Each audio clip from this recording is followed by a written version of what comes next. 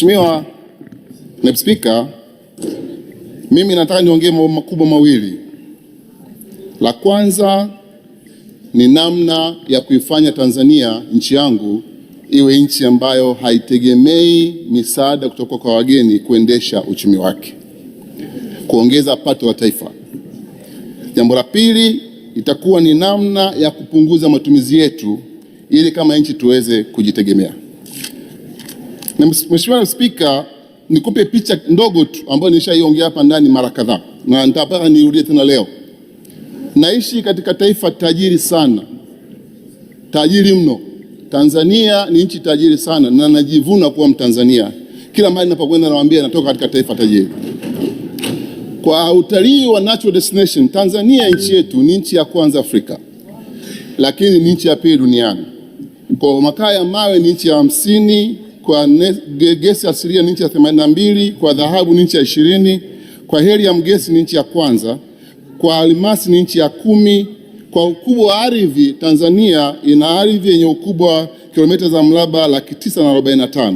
Inayolimwa peke yake ni kilomita za mraba 350 arable land. Kwa uranium, Tanzania ni nchi ya 10 duniani. Na Spika, hii inaonyesha kabisa kwamba nchi yangu ni nchi tajiri na ina uwezo mkubwa sana. Si jambo sahihi hata kidogo kwa taifa kama hili kuendelea kutegemea misaada ya wahisani kuendesha uchumi wa nchi yetu. Kwa hiyo nimesimama hapa leo mbele ya bunge lako tukufu kuomba tufanye kila kinachowezekana kuhakikisha kwamba sekta hizi nilizozitaja na nyingine nyingi zichangie kwenye pato la taifa letu. Mheshimiwa Naibu Spika, kwa upande wa uvuvi kwa mfano, mchango wa uvuvi kwenye pato la taifa ni 1.7%, lakini tuna maji mengi kuliko Uganda, lakini nchi ya Uganda mchango wake kwenye pato la taifa ni karibia 2% kutokana na uvuvi. Upande wa mifugo, Tanzania nchi yangu ina mifugo ya pili kwa wingi wa mifugo katika Afrika ikiongozwa na Ethiopia, lakini kipato kinachotokana na mifugo katika nchi yangu ni 7.4%. Nchi ya Kenya ambayo ina mifugo kidogo kuliko sisi, mchango wa mifugo kwenye pato la taifa ni 12%. Hii inaonyesha kwamba tuna utajiri mkubwa sana ambao tunashindwa kuutumia kuongeza pato la taifa. Mheshimiwa Naibu Spika, nataka kuzungumza kwamba tunayo kila sababu ya kuhakikisha tunafanya kila kinachowezekana ili sekta hizi zichangie pato la taifa letu. Pato la taifa letu linakuwa, lakini mchango wa sekta ni mdogo. Nishazungumza huko nyuma, nazungumza tena leo ya kwamba Rais wetu wa Jamhuri ya Muungano wa Tanzania ameamua kwa nia moja kuhakikisha kwamba sekta za uchumi wa nchi yetu zinachangia pato la taifa. Amefanya hivyo kwenye utalii, tumeshuhudia pato la taifa limeongezeka. Amefanya hivyo kwenye madini, pato la taifa limeongezeka, na sasa anachanja mifugo nchi nzima ili mifugo iweze kuchangia pato la taifa. Huu ni mwenendo mzuri sana, na taifa langu likichukua hatua hii, nina uhakika pato la taifa itaongezeka. Na pato la taifa likiongezeka, hakika tutaweza kuendesha uchumi wetu sisi wenyewe. Nchi za wenzetu wameanza kujitoa kwenye kusaidia nchi za Afrika. Marekani inajitoa, Jumuiya ya Ulaya inajitoa. Kwa hiyo kuendelea kutegemea watu ambao na wao na mambo yao kwa hivi sasa, tutaendelea kuchelewa. Nataka Tanzania iwe na uwezo wa kujitegemea yenyewe kuendesha uchumi wa nchi yake. Pato la kodi, Mheshimiwa Naibu Spika, pato la kodi, kwa mapato ya kodi kwenye pato la taifa ni kidogo. Ratio ya tax to GDP ni ndogo. Hapa kwa Tanzania ni 12% tu kwaji kwenye pato la taifa, ni ndogo. Bezi ya walipaji wa kodi Tanzania ni ndogo. Katika nchi hiyo walipa kodi hawazidi milioni 8. Lazima kama taifa tufanye kila kinachowezekana kuongeza idadi ya walipa kodi wetu. Utafanyaje kuongeza idadi ya walipa kodi? Moja, lazima pato la taifa likiongezeka, utaweza kupunguza baadhi ya kodi, watu waweze compliance iweze kuongezeka. Lakini jambo jingine la muhimu sana kufanya ni kuhakikisha kwamba kodi zetu zinakuwa kodi rafiki ili watu wajitokeze wenyewe kwenda kulipa.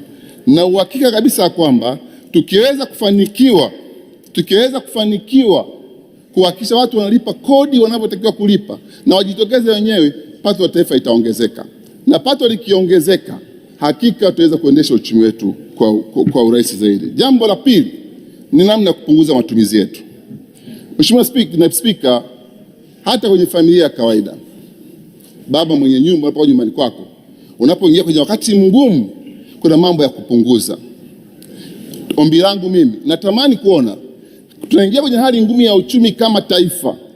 Natamani kuona tunaendesha maisha yetu kama serikali katika kujibana kutegemea na hali tulionayo. Sitarajii kuona kwenye hali ngumu ya uchumi tulionayo, lakini watu wanaendesha uchumi kama vile hatuko kwenye hali ngumu. Hilo halitakuwa jambo sahihi. Kwa hiyo basi, naomba tuhakikisha kwamba tunabana mianya yote ya kuvuja kwa mapato ya taifa letu. Mheshimiwa Naibu Spika, mapato yetu yanavuja, mapato yetu yanapotea, fedha zetu zinapotea. Tunakusanya fedha lakini zinaingia mikononi mwa watu wasiokuwa sahihi, zinapotea. Juhudi ya Rais kukusanya kodi ni kubwa. TRA inawapongeza sana. Safari wamekusanya fedha sana kuliko wakati mwingine wowote, lakini fedha zetu zinapotea. Watu waaminifu wapo, lakini watu wabaya wapo. Tufanye nini kama taifa? Nishazungumza hapa Mheshimiwa Naibu Spika, narudia tena leo. Hakuna tunachoweza kufanya zaidi ya kuhakikisha kwamba watu wawe mahali wanapostahili kuwa. Watu wanaoibia taifa letu washughulikiwe kwa mujibu wa sheria. Tunazo sheria nzuri kabisa, lakini hatuzitumii kuwadhibiti watu wanaotuibia. Hatuwezi kwenda mbele hata tukikusanya fedha kiasi gani kama wezi wanaendelea kuonekana mahiro kwenye taifa letu. Watu wanaoiba waende mahali wanapotakiwa kuwa. Tuna sheria nzuri sana. Tuna sheria 5 nzuri kabisa. Hatuhitaji sheria mpya katika nchi yetu. Tuna sheria 5 nzuri. Tuna sheria ya fedha, sheria ya hujumu uchumi, tuna sheria ya TAKUKURU, tuna sheria ya manunuzi. Sheria hizi zikisimamiwa vizuri, pamoja na sheria ya utakatishaji wa fedha, watu wote wanaoibia taifa letu, wanaotufanya tuendelee kuwa maskini, wanajitajisha wao wenyewe binafsi, wakashughulikiwa kwa mujibu wa sheria hizi, hakika watu wataogopa mali ya umma. Kwenye taifa hili, Mheshimiwa Mwenyekiti, Mheshimiwa Naibu Spika, watu hawaogopi mali ya umma. Watu hawaogopi fedha za serikali. Huko kwenye halmashauri zetu watu wanaiba, lakini mwisho wa siku hakuna kinachotokea. Watu hawashughulikiwi. Nataka kumwona mtu ameiba yuko jela, ili wengine wasiweze kuiba watakaofuata. Tusipofanya haya, Mheshimiwa Naibu Spika, watoto wetu wanaomaliza chuo kikuu leo, watakapoingia ofisini kufanya kazi, wataona kwamba kumbe utaratibu ni kuingia na kuiba na kutajirika. Hatuwezi kujenga taifa la namna hiyo. Mheshimiwa Naibu Spika, nataka kuona na ninatamani kuona bunge hili la 13 lijengee sifa ya kwamba chini ya Mheshimiwa Zungu na Naibu Spika Siro wezi walishughulikiwa ilivyotakiwa kushughulikiwa. Hatuwezi kuwa taifa ambalo kila mwaka ikisomwa ripoti ya CAG mambo ya kututia aibu. Tujenge taifa lenye reputation. Mtu akiingia kazini ajue iko sheria, nikiiba nitashughulikiwa kwa mujibu wa sheria. Mheshimiwa Naibu Spika, ya kusema ni mengi, lakini naomba nimalizie kwa kusema hivi: kama taifa hatuwezi kuacha kukopa. Ratio ya debt to GDP ratio bado ni ndogo. Sisi sasa hivi tunaweza kukopa kwa sababu ratio yetu bado tuko 47%, lakini bado kuna threshold ni 50%.